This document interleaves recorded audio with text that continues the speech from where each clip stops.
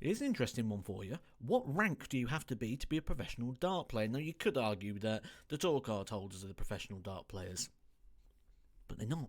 I can tell you now, not all of them are professional players. A lot of them still have jobs, some by choice, some by nature, because there's just not enough money available on the Pro Tour. There is obviously that old argument, well, win more games, but if you win more games, someone else is losing games, which means you're just changing who's having the conversation. You can never change the conversation. There's always going to be non-professionals on the tour in its current incarnation.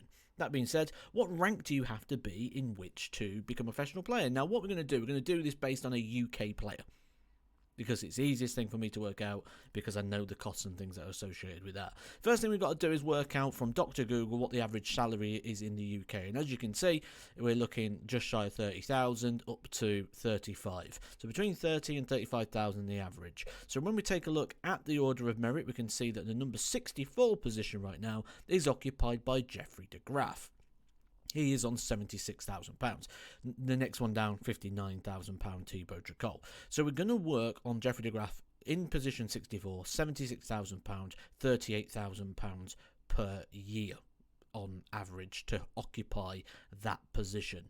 Now, is that enough to make that person a professional player? I would say yes. Now, on the basis of it, there's £38,000 there in prize money, which is above the average salary, but obviously comes without deductions. Now, I'm focusing purely on ranking money here. It may go further down depending on the sponsorship deals of the players. It may not be as good for others depending on the sponsorship deals of the players and depending on location. This is purely just a little average to estimate where you need to be in the rankings if you want to be a professional player.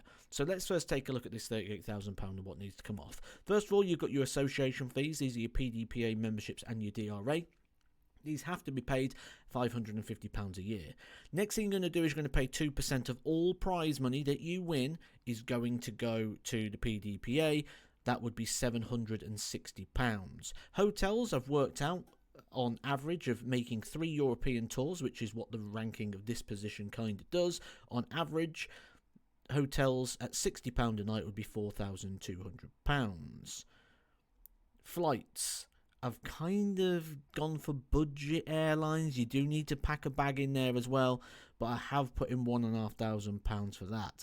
Travel, this is things like taxis, petrol for getting to and from venues, airport parking, which is never cheap, taxis or trains on the other side as well. £3,000 budgeted for that.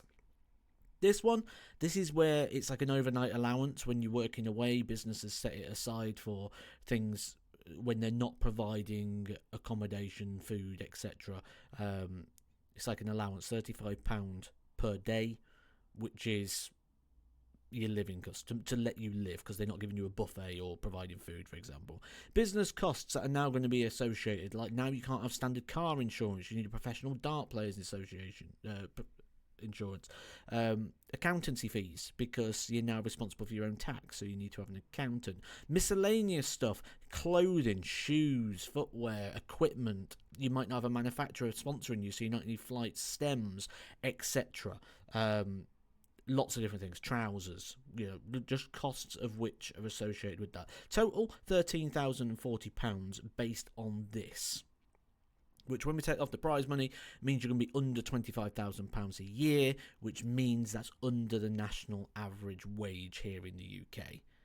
That's based just on prize money. Like I said, remember there are things in there as well. So we need to go back to the drawing board and have a look for another £5,000 if we're going to purely look on ranking money. That's going to take us up to the number 58, Ryan Meikle.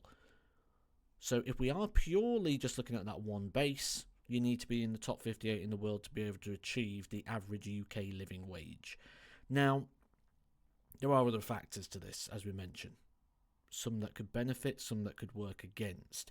The other thing to remember here is this is only associated with 3 European tours and the 34 Pro Tour events. There are other opportunities, certainly if you're a player who's appeared on TV a few times, or if you've got a bit of a presence, that you've got opportunities to work in exhibitions. You've obviously got loads of other time as well that's not just going to be fully dedicated to practice, that you can do other things or things within the industry as well. We saw in the past Stephen Bunting used to work in a dart shop in St Helens as one example of other ways people can earn money. If you don't want to know other ways dart players can earn money, I do have a video on that. I'll put that down in the description below if you want to go check that out. But to answer the question, how high in the rankings do you need to be in order to be a professional dart player?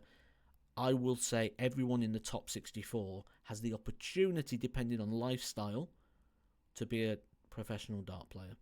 Anything below that, it'll probably come down to how good their sponsorship deals are and sort of their lifestyle. Are they on their own? Do they have a family? Etc. Hope you've enjoyed this video. If you have, hit the subscribe button. I'm racing towards 100,000 subscribers. I want to put one right there, a plaque, 100,000 subscriber plaque right there in my studio. Help me out on that road, guys. I'll catch you soon with some more Edgar TV.